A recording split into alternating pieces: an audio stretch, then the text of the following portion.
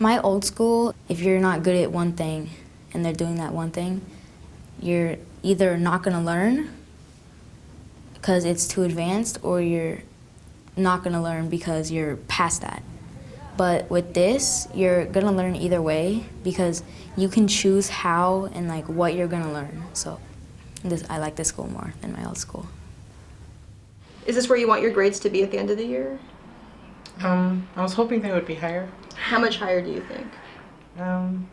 Well, I think I can get myself up to an A in some of the classes, especially for English. I just guess I just need to push myself and work harder. Let's set 2 goals. What was one goal about like habits that we were going to set that we just talked about? I guess just slow my pace down when I'm working through a playlist so that I understand the material.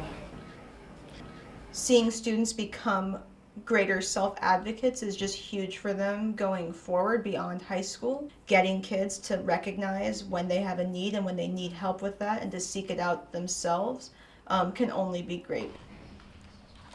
Being a self-directed learner helps me in life because then if somebody's not there with me, I could figure it out on my own, and I won't have to like ask a person, oh, I don't know how to do this, but then I will, and I could do it on my own. Self-directed learning is really the skill of a student, or an adult for that matter, setting goals for themselves, making a plan, and doing something, learning, showing what they've learned, and then reflecting on that. We think of it as a cycle, that kind of 5-step cycle.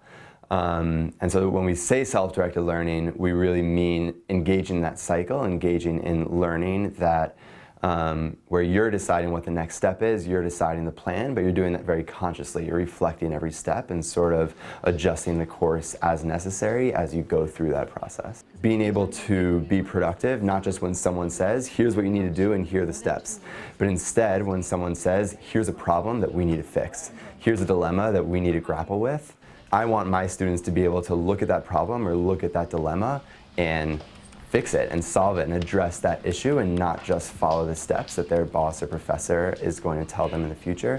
Teaching students self-directed learning is important so that they can be ready to address those problems that they're actually going to see when they're in college, when they're in their job, when they're citizens of our country. In the beginning of this year, I was kind of worried and scared to, be on my own, like with all the work. And so, like towards the end of the year, like we're getting there, I kind of feel more accomplished with myself. I feel like I can do anything.